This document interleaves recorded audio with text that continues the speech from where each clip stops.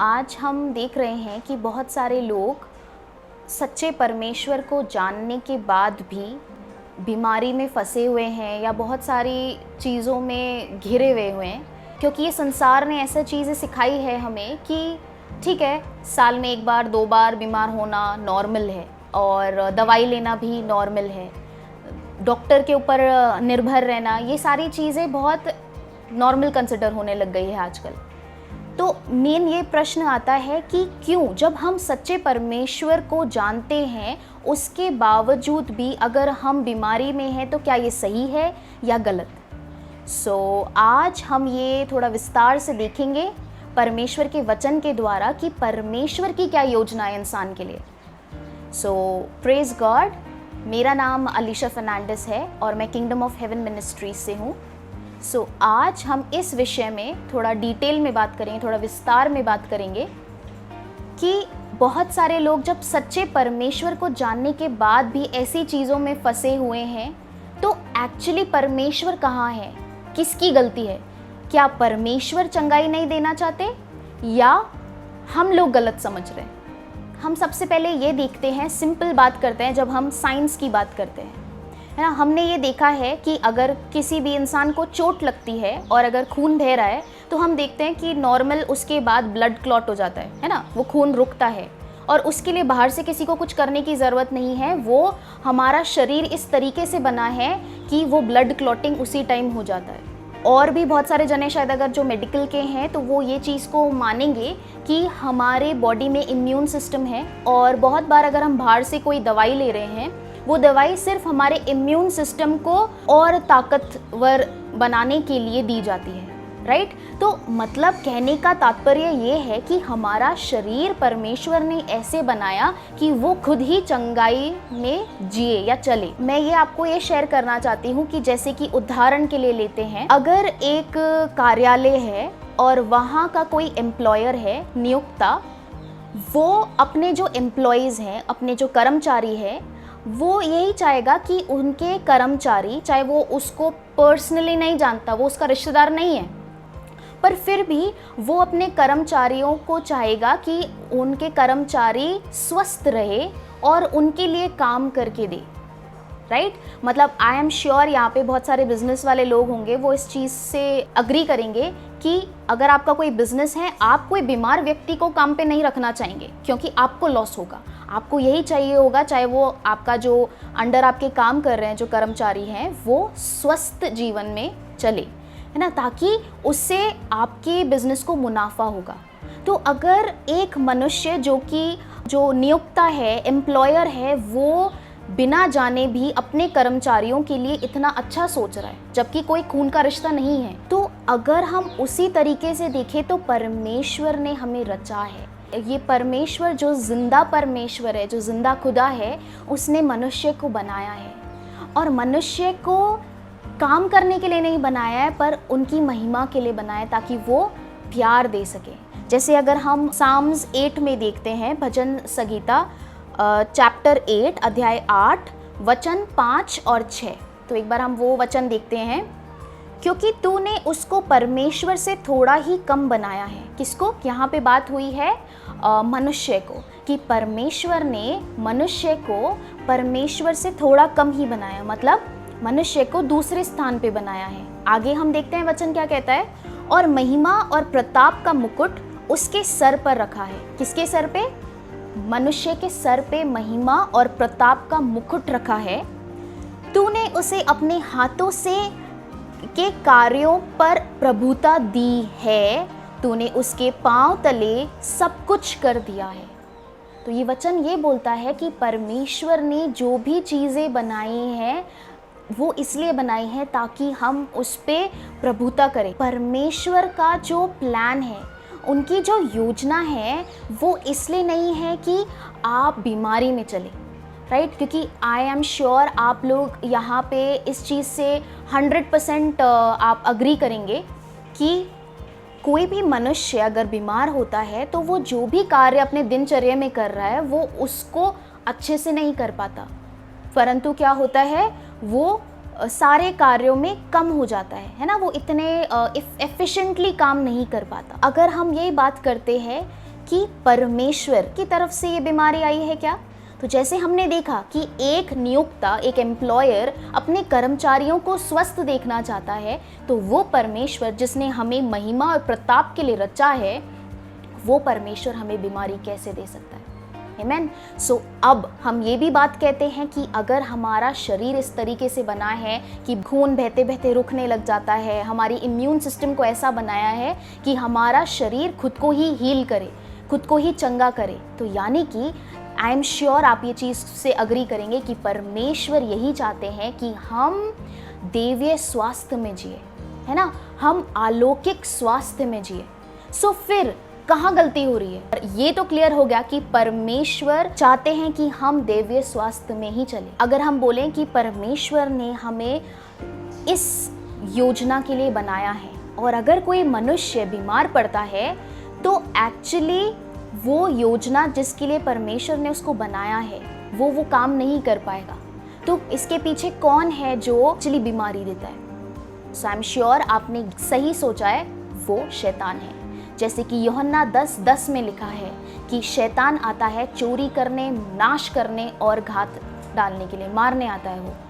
तो मेन यही है, शैतान नहीं चाहता कि हम परमेश्वर की योजना के अकॉर्डिंग चलें, वो हमें परमेश्वर की योजना से दूर लेके जाना चाहता है। वो चाहता है कि हम परमेश्वर की योजना में नहीं चले। तो हमें ये क्लियर हो गया कि जो बीमारी है वो शैतान की तरफ से है, क्योंकि वो चुराने के लिए आता है, वो हमारे सुख, हमारा पैसा, इन सारी चीज़ों को चुराने के लिए आता है। अभी हम बात करते हैं कि अगर अभी भी लोग सच्चे परमेश्वर को जानने के बावजूद भी अगर वो बीमारी या तकलीफ़ में हैं, तो फिर गलती किसकी है?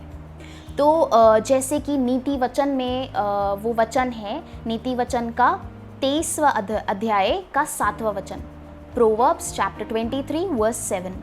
वो वचन ये कहता है कि जैसा मनुष्य अपने दिल में सोचता है वो वैसा ही है ना। तो आज जब इंसान सच्चे परमेश्वर को जानने के बाद भी अपने आप को बीमार ही देख रहा है, अपने आप को वो यही सोच रहा है कि नहीं, मुझसे नहीं हो पाएगा, शायद ये परमेश्वर की योजना है, वो ये चीज़ें परमेश्वर से सुनने की जगह वो अपने दिल में पहले से ही कुछ ना कुछ इमेज बना लेता है। तो गलती किधर है? मनुष्य की गलती है। वो ये सोचता है कि हाँ वो बीमार है, तो एक्चुअली वही हो रहा है उसके साथ, वो जैसा अपने बारे में सोच रहा है उसके साथ वैसा ही हो रहा है। बहुत सारे जने यहाँ अग्री कर रहे होंगे या बोलते होंगे कि हाँ मुझे विश्वास है, पर विश्वास होते हुए वो अपने आप को कैसा देख रहे हैं? वो अपने आप को फिर भी बीमार देख रहे हैं, है ना। अंगीकार भी नेगेटिव कर रहे हैं, उल्टा ही अंगीकार कर रहे हैं। तो जब आप अपने आप को खुद से नहीं देख पा रहे कि आप चंगे हो गए हो चंगाई से पहले, तो आपको कैसे वो चंगाई में आप चल पाएंगे, राइट। तो यहाँ नीति वचन ये क्लियर करता है, जैसा एक मनुष्य अपने दिल में सोचता है वैसा वो है, राइट। अभी हम एक और वचन देखते हैं, जैसे कि वचन अगर आप देखेंगे भजन संगीता का 8वां अध्याय, आप अगर पूरा ये वचन पढ़ेंगे, इसमें ये अध्याय पढ़ेंगे, तो आपको दिखेगा कि परमेश्वर की क्या योजना है और परमेश्वर ने हमें किस स्थान पे रहने के लिए बनाया है, किस स्थान पे मतलब इस संसार के ऊपर जय पाने के लिए बनाया है। और हम छोटी सी चीज़ों को सुन के उसे सच मान लेते हैं हम, और फिर जैसा वचन कहता है कि जो हमने अपने बारे में सच माना वैसा ही होगा। तो यहाँ हमारी गलती है। अभी जैसे अगर हम बात करें साम्स चैप्टर 147 वर्स 5, यानी कि भजन संगीता का 147 वचन 5, उस वचन के द्वारा आप ये डिटेल में पढ़ सकते हैं। पर इस वचन में दिख रहा है कि परमेश्वर का जो प्रकाशन है, कि परमेश्वर ने हमारे लिए क्या किया है और परमेश्वर क्या है हमारे लिए, वो जो प्रकाशन है वो एक प्रकाशन ऐसा है जो कभी ख़त्म नहीं हो सकता। एक दिन परमेश्वर मुझे ये इमेजिन करा रहे थे, और ये मैं ऑलरेडी शेयर कर चुकी हूँ, कि मुझे ऐसा दिखा जैसे परमेश्वर ने दिखाया कि परमेश्वर का जो प्रकाशन है वो एक समुद्र के समान है, और हर मनुष्य उधर समुद्र के पास कुछ ना कुछ वेसल, कुछ ना कुछ भगोना या चीज़ें लेके जा रहा है वहाँ से पानी लेने के लिए, है ना। तो जैसे अगर हम कहने के लिए अगर इस उदाहरण के हिसाब से समझ सकते हैं कि एक अगर समुद्र है और वो समुद्र के पास अगर 3-4 अलग अलग मनुष्य जाते हैं, वो अलग अलग भगोना लेके जाते हैं। कोई एक छोटा सा पतीला लेकर जाएगा तो वो समुद्र से कितना लेकर आ पाएगा, सिर्फ उतना ही पतीला का पानी भर के लेकर आएगा। अगर दूसरा मनुष्य कि वो समुद्र के पास एक बाल्टी लेकर आएगा तो वो बाल्टी भर जितना पानी लेकर आ पाएगा, राइट। तीसरा मनुष्य अगर एक बड़ा टैंकर लेकर जाएगा उधर समुद्र के पास तो वो पूरा टैंकर भर के ला सकता है पानी। मतलब कहने का तात्पर्य ये है कि हम जिस तरीके से परमेश्वर को देखेंगे वही चीज़ की परछाई हमारे जीवन में फैलेगी, या हम उसमें उनकी योजना में उस तरीके से चल पाएंगे। तो गलती कहाँ हो रही है? ये हो रही है कि हम परमेश्वर को लिमिट कर रहे हैं, हम परमेश्वर को एक छोटे से ढांचे में डाल रहे हैं। हमें लगता है कि सिर्फ परमेश्वर उद्धार देते हैं। तो अगर आप ऐसा सोच रहे हैं नीति वचन के हिसाब से, तो क्या कहता है, अगर आप ऐसा सोच रहे हैं तो वैसा ही होगा। तो अगर आप परमेश्वर को लिमिट कर रहे हैं तो आपके साथ वैसा ही होगा। अभी दूसरा ही मनुष्य जो बाल्टी लेकर गया वो ये सोच रहा है कि परमेश्वर उद्धार के साथ साथ चंगाई भी देते हैं। तो उस मनुष्य ने उस चीज़ को विश्वास करा और अपनी चंगाई को वो चंगाई होने से पहले देख रहा है ना। वो अपने आप को एक परफेक्ट हेल्थ में चलता हुआ देख रहा है, तो उसके साथ वैसा होगा। तीसरा मनुष्य जाके टैंकर लेकर गया था और वो टैंकर भर पानी लेकर आया उस समुद्र से। यानी कि कहने का यहाँ पे तात्पर्य ये है कि तीसरा मनुष्य, उसे पता है कि ये जो सच्चा खुदा है ये उद्धार भी देते हैं, चंगाई भी देते हैं, और कह सकते हैं कि आर्थिक आशीष भी यहीं से मिलती है ना। कि परमेश्वर हमारा स्रोत है, हमें कोई और चीज़ पर निर्भर होने की ज़रूरत नहीं है आर्थिक आशीष लेने के लिए, कि परमेश्वर ही हमें देते हैं। तो इस मनुष्य के साथ क्या होगा, क्योंकि उसने परमेश्वर को लिमिट नहीं करा, तो ये सारे एरिया में वो चीज़ मैनिफेस्ट होगी उसकी, है ना। वो इस चीज़ को संपूर्ण तरीके से जिएगा, उद्धार को भी, चंगाई को भी और आर्थिक आशीषों को भी वो संपूर्ण तरीके से जिएगा। तो यहाँ गलती कहाँ है? हम परमेश्वर को अपनी सोच में एक ढांचे में डाल रहे हैं। वी आर लिमिटिंग गॉड, और यहाँ गलती हो रही है हमसे, राइट। सो मैं यही आशा करती हूँ कि आज पवित्र आत्मा आपसे बात करेंगे इस बारे में, इस विषय पे, और आपको बताएंगे कि आप उनसे जो भी चाहते हैं आप उनसे बिना झिझक के आप उनसे मांग सकते हैं, क्योंकि वो परमेश्वर आपके पिता हैं, है ना। यीशु मसीह के द्वारा, जैसे यूहन्ना 1:12 कहता है कि जिसने यीशु मसीह पे विश्वास किया उनको अधिकार मिला है कि वो संतान कहलाए जाएंगे। तो आज यीशु मसीह के बलिदान के वजह से, है ना, और क्योंकि हम यीशु मसीह पे विश्वास करते हैं इसलिए हम उनके संतान हैं। We are sons and daughters of God. So परमेश्वर हमारे पिता हैं और वो हमें बीमारी तकलीफ़ में नहीं देख सकते, उन्हें अच्छा नहीं लगता। पर डिफरेंस क्या हो गया, अभी उन्होंने सब कुछ हमें दे दिया फ्री में। यीशु मसीह के द्वारा उन्होंने हमें सारी चीज़ें उनके साथ दे दी है ऑलरेडी। जैसे एक वचन है वहाँ ये कहते हैं कि He who did not spare his own son but delivered him for us all, will he not freely give us all things through him? कि वो जिसने अपना बेटा भी दे दिया, अपना इकलौता बेटा भी दे दिया, क्या बाकी सारी चीज़ें उनके इकलौते बेटे से बढ़कर है? नहीं ना। तो परमेश्वर ने ये सारी चीज़ें आपको फ्री में दे दी है। ये सारी चीज़ें आपके अकाउंट में सबमिट कर दी है परमेश्वर ने। तो आपके अकाउंट में अभी वो जमा है सब कुछ। क्या? आपका आरोग्य, आपका स्वास्थ्य, है ना, आपकी चंगाई, सब कुछ आपके अकाउंट में, आर्थिक आशीष भी आपके अकाउंट में ऑलरेडी है।